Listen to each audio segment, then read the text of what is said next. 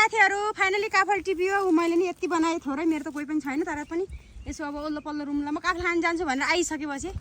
दुईजना दिनै पर्छ यता राम्रो कटेज बनिरहेको छ हामी चाहिँ घर गएछौँ बाटो कस्तो राम्रो यो ठाउँ भनेको त बेस्ट ठाउँ रहेछ है कामना दिदी हो सबै यो काफलको बोर्ड देखिया छ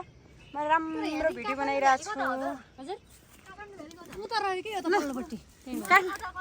काठमाडौँ भ्याली नै बिर्सिसक्यो हो यहाँ आएर तर यो कटेज कस्तो राम्रो बना हो